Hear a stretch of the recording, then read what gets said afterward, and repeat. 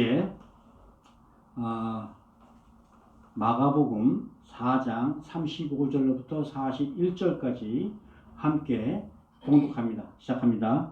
그날 저물 때 제자들에게 이르시되 우리가 저편으로 건너가자 하시니 그들이 무리를 떠나 예수를 배에 계신 그대로 모시고 가매 다른 배들도 함께 하더니 큰 광풍이 일어나며 물결이 배에 부딪혀 들어와 배에 가득하게 되었더라. 예수께서는 그물에서 대기를 들고 주무시더니 제자들이 깨우며 이르되 선생님이 우리가 죽게 된 것을 돌보지 아니하시나이까 하니 예수께서 깨어 바람을 꾸짖으시며 바다더러 이르되 잠잠하라 고요하라 하시니 바람이 그치고 아주 잔잔하여지더라. 이에 제자들에게 이르시되 어찌하여 이렇게 무서워하느냐 너희가 어찌 믿음이 없냐 하시니 그들이 심히 두려워 서로 말하되 그가 누구있기에 바람과 바다도 순종하는가 하였더라. 아멘 아멘. 우리가 누구있기에 그가 누구이기에 바다바람도 순종하는가 하였더라. 아멘. 네, 오늘은 시련이 몰려올 때라는 제목을 가지고 여러분과 함께 말씀을 나누겠습니다. 오늘 제자들도 이렇게 외치죠. 선생님이 우리가 죽게 된 것을 돌보지 아니하시나이까. 오래전에 이스라엘 성지 순례할 때 갈릴리 호수에서 유람선을 탔던 기억이 있습니다. 이미 유명한 관광 코스로 개발되어서 성경에서 나오는 그런 분위기를 느껴볼 수는 없죠. 힘들죠. 선원들은 이 갈릴리 어브 퍼포먼스까지 하면서 베드로 고기라고 이름 지어진 베드로가 잡았다는 그 고기들을 직접 잡아보기도 하더라고요. 그래도 이 갈릴리 호수에서 저희들 나름대로 예수님의 행적을 묵상하며 좋은 귀한 시간을 보냈던 그런 기억이 있습니다. 근데 여러분, 갈릴리 호수 하면 여러분들에게 가장 먼저 떠오르는 장면이 어떤 장면이세요? 물론 갈릴리 호수에서 말씀을 전하시는 예수님의 모습이나 또 호숫가에서 제자를 부르시는 예수님을 기억하실 거예요. 근데 저는 이 갈릴리 하면 이게 별로 크지도 않은 호수거든요. 이 호수에서 있는 광풍이 가장 먼저 떠올라요. 실제로 갈릴리 호수는 해면보다 한 200m 낮습니다. 그리고 그 주위에 헐몬산으로 둘러싸인 분지에서 항아리 같은 지형이에요. 이 때문에 아침에는 밤에는 아주 춥고 낮에는 아주 더운 그런 일교차가 심한 지역이죠. 이 일교차로 인해서 바다에는 가끔 정체 모르는 광풍들이 몰아친다고 그럽니다. 그야말로 불시에 불어닥치니 미친 바람으로 이 소용돌이치는 큰 풍랑을 만들어내는 것이죠. 오늘 본문에서도 제자들은 여기 갈릴리 호수를 지나가다가 밤에 지나갔잖아요. 광풍을 만납니다. 예수님께서 인도하신 대로 따라갔는데도 불구하고 험한 광풍을 만났다는 거예요. 그런데 예수님은 배가 뒤집힐 지경인데도 불구하고 배꼽모래에 기대어 잠만 주무시고 계세요.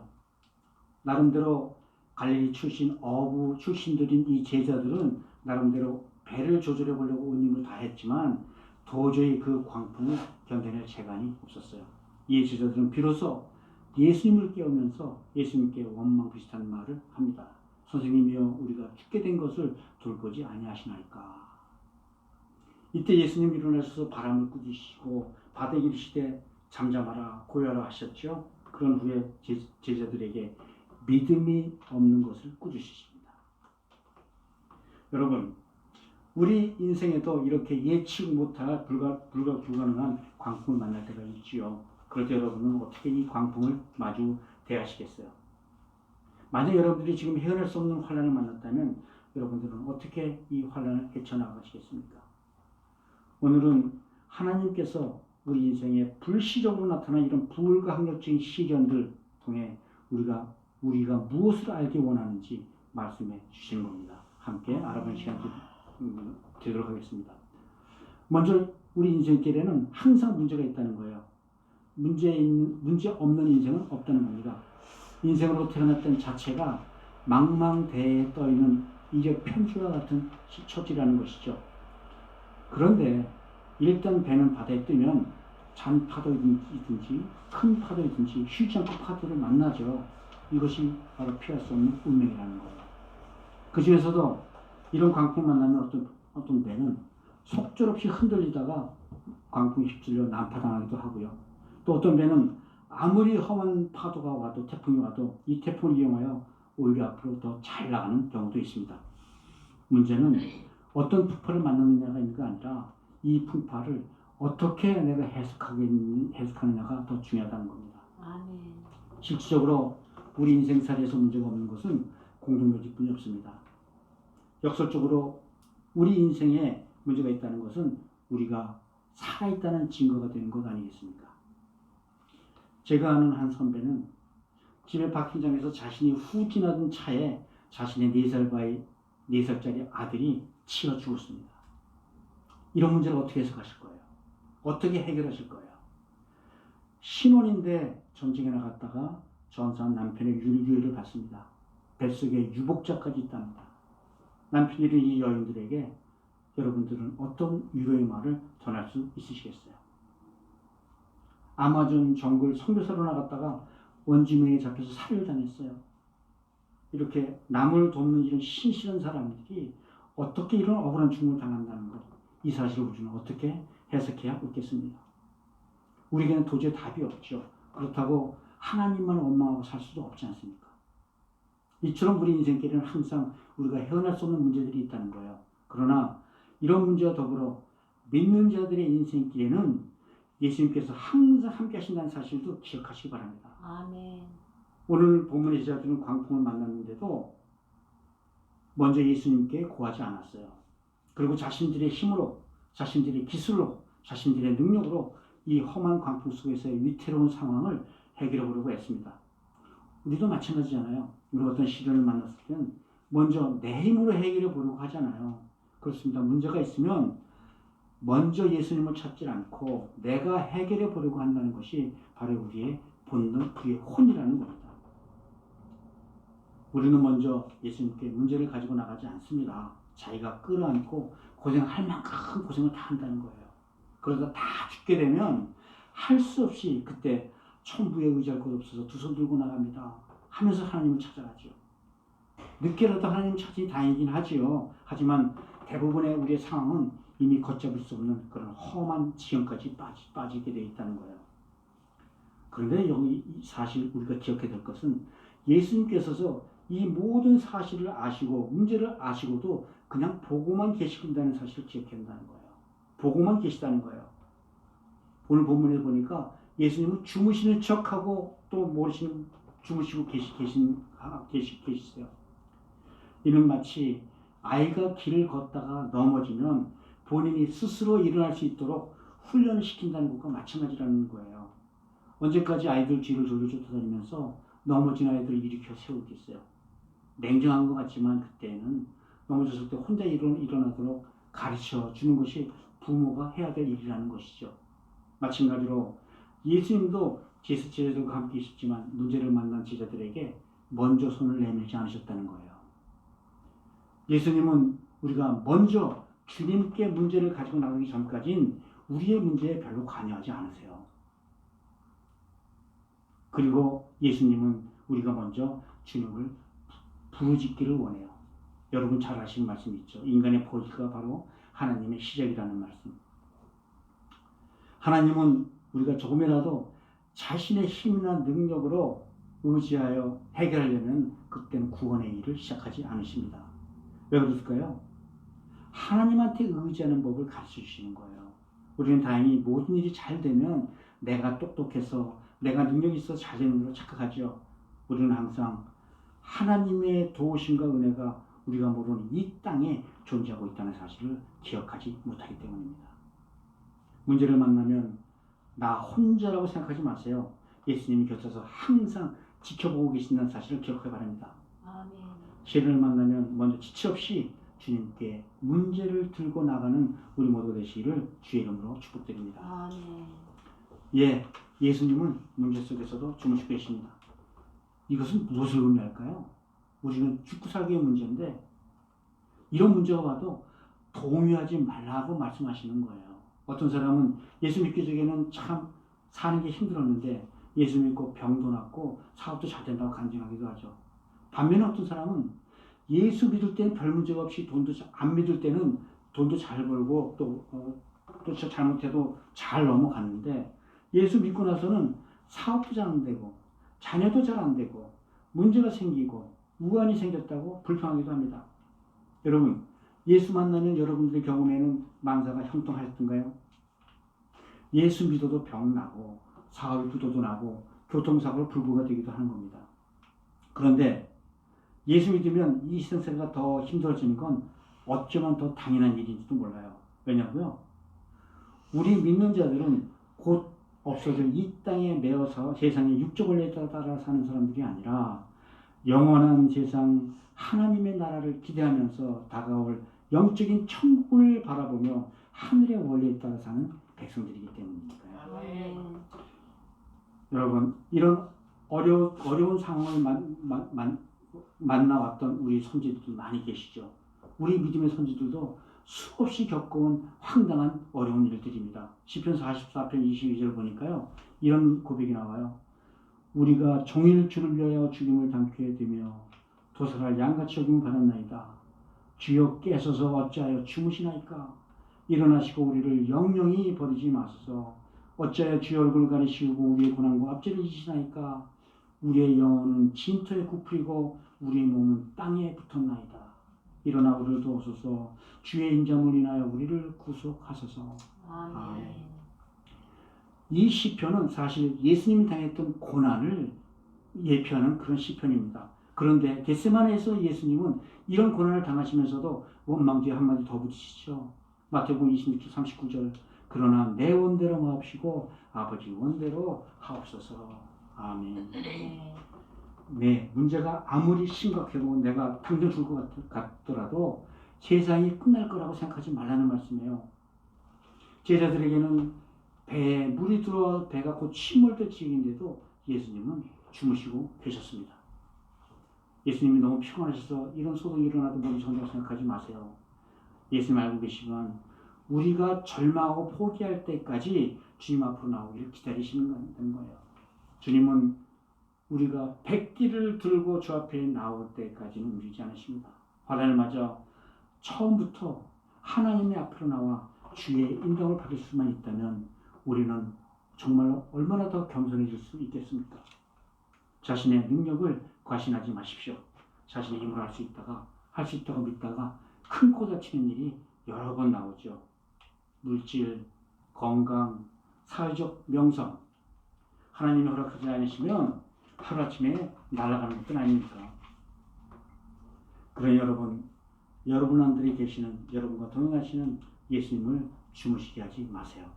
오늘날에도 수많은 사람들이 예수 앞에 나아가고 나서야 질병으로부터 도움받았다고 고백을 해요.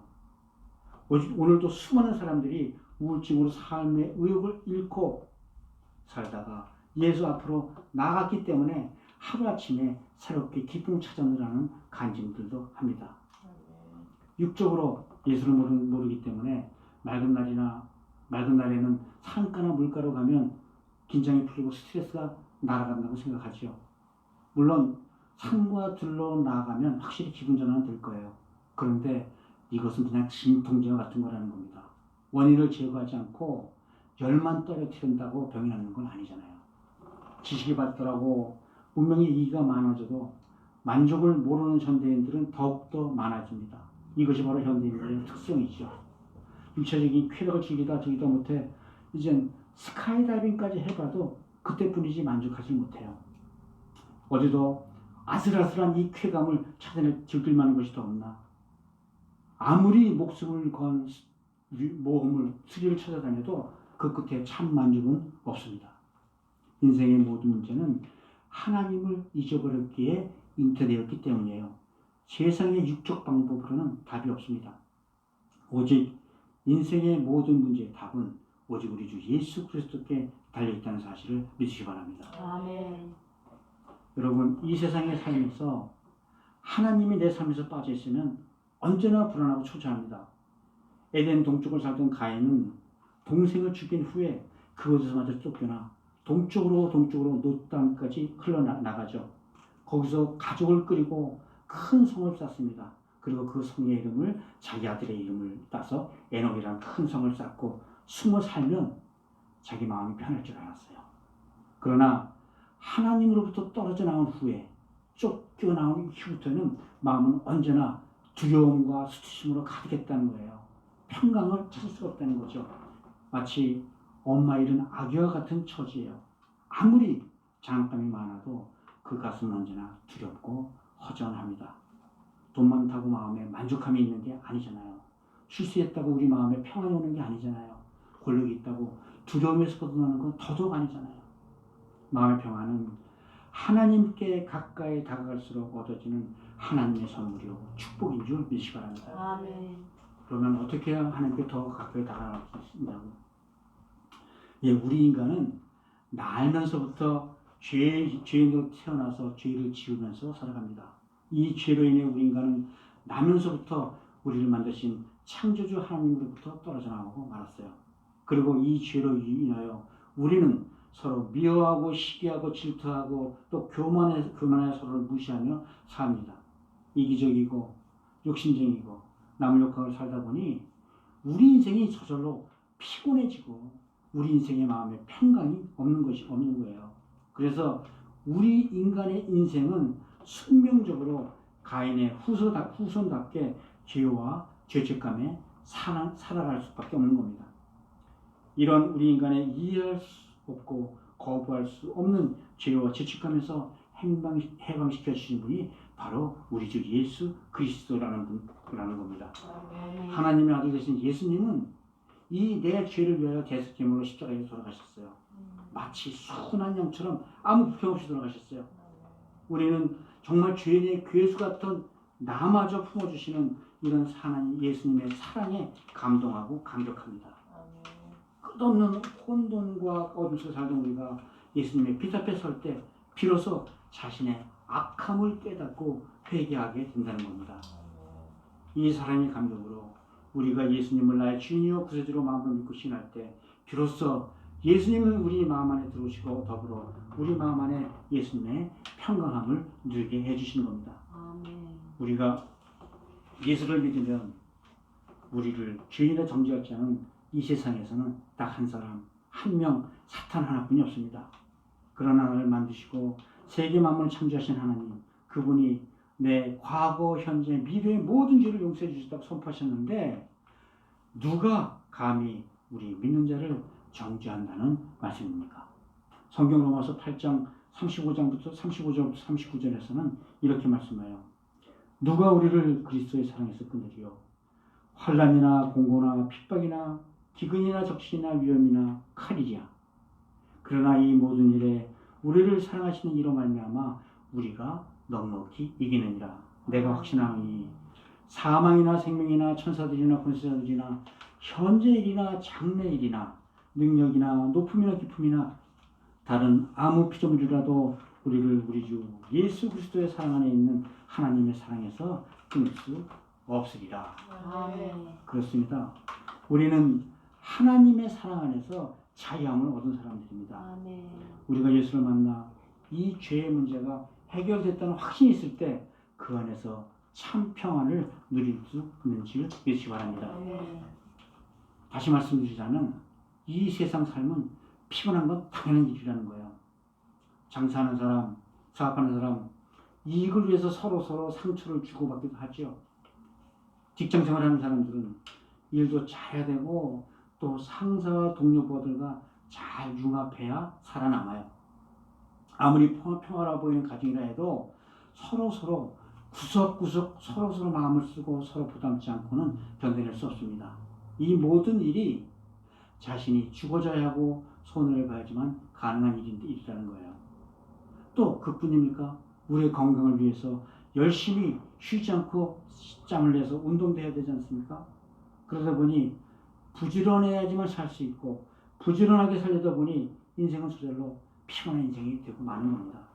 하나님께서는 인간이 타락한 이후에 죄인된 이후에 이런 피곤함을 너무나 잘 이해하고 계세요. 그래서 이 피곤함에서 벗어날 길을 말씀해 주십니다. 이사야서 40장 29절 31절에는 이런 약속이 있죠. 피곤한 자에게는 능력을 주시며 무능한 자에게는 힘을 더하시나니 소년이라도 피곤하며 곤비하며 장정이라도 넘어지며 자빠지되 오직 여호와를 앙망하는 자는 새 힘을 얻으리니 독수리 날개치며 올라감 같을 것이요 다른 박질하여도 곤비치 아니하고 걸어가도 피곤치 아니하리라. 아멘. 이 피곤함에서 벗어날 수 있는 유일한 길은 바로 하나님과의 관계 회복에서 있다는 거예요. 이런 관계 회복이 있을 때에만 우리는 새로운 힘을 얻고 정말 장정이라도 넘어지고 자빠지지만 손이라도 피곤해하지만 거기서 벗어날 수 있다는 겁니다. 이렇게 하나님을 바라보고 하나님을 앙망하는 사람들에게는 늘 새 힘을 공급해 주신다는 겁니다. 아멘.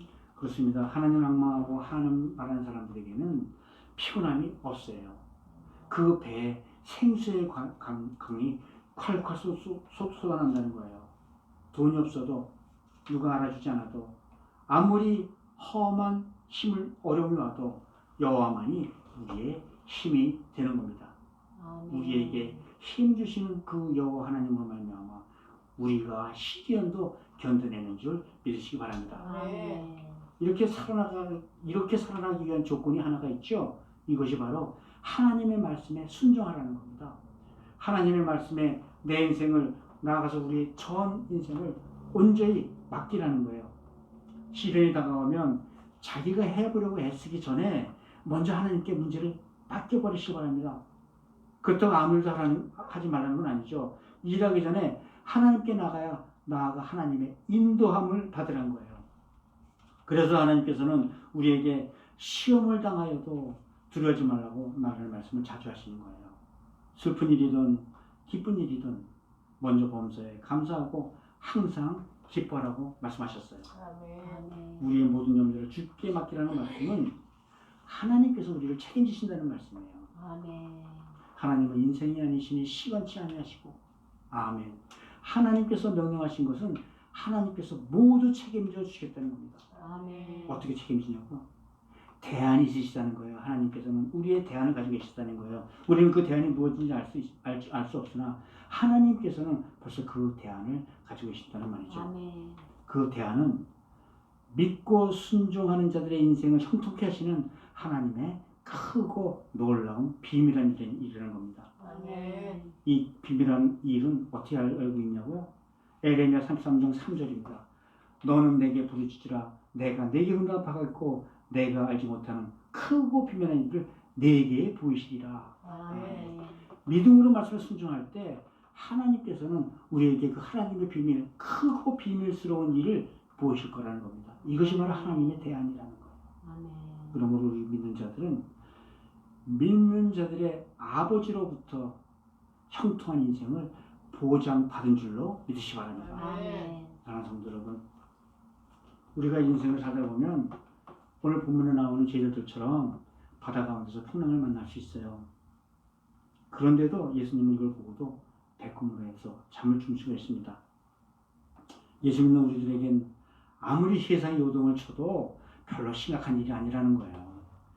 내 인생의 기초가 흔들리고 완전히 망할 것 같은 환경이라도 겁내지 말라는 겁니다. 아멘. 그리고 우리가 즉시 부르짖을 때 즉시 찾아오셔서 파도를 잠재우시는 예수님께서 우리의 믿음을 점검케 하시는 기회를 주셨다는 거예요. 아멘. 험한 제 시련을 만나 세상 모든 사람이 내 곁을 떠날 때라도 예수님은 나와 항상 함께 계신다는 거예요. 아멘. 비록 지금은 알 수 모르는 정체 모를 고난을 겪으나 이 고난은 장차 나타날 영광과는 좋게 비교가 되지도 않는다는 말씀입니다. 아멘. 사랑하는 성도 여러분, 그러므로 예수님이 함께 하시는 한 내 인생은 안전합니다. 아멘. 예수님은 우리의 모든 문제를 해결할 수 있는 능력자세요. 아멘. 쓰나미에 쓸려갈 때에도 그 가운데서 역사하시고 우리 안에 계시는 예수님을 바라보아야 합니다. 아멘. 우리 인생의 전적인 주권을 예수님께 맡기는 것이 바로 우리가 받는 믿음의 기초가 된다는 것입니다. 아멘. 예수님의 말씀이 우리를 지배하지 않으면 우리는 세상 속에서 결국은 세상 사람으로뿐이 살아갈 수 없게 될 거예요. 결혼, 가정, 교육, 사업, 교회, 우리 인생의 모든 분야에 걸쳐서 세속적인 가치관이 세상의 영이 지배하게 될 것입니다. 아멘. 이 시간 우리가 각자를 점검해보는 그런 시간 가지시기를 바랍니다. 아멘. 이 시간은 하나님의 말씀이 우리 삶에 거역하지 못하는 권위로 다가오는 시간 되시길 바랍니다. 아멘. 우리가 환란에서도 흔들리지 않을 수 있는 이유는 오직 한 가지, 예수님이 함께하고 계신 줄을 믿으시기 바랍니다. 아멘. 사랑하는 성도 여러분, 신앙생활의 성공과 실패는 주님과 얼마나 대화를 나누고 주님과 얼마나 가까이서 동행하면서 그분의 역사를 내 몸으로 체험하고 느끼냐에 달려있는 줄 믿습니다. 아멘. 시련이 올라올 때도 믿음으로 주님과 동행함으로 언제나 흔들리지 않는 평강을 누리는 우리 모두가 되시기를 주의 이름으로 축복드립니다.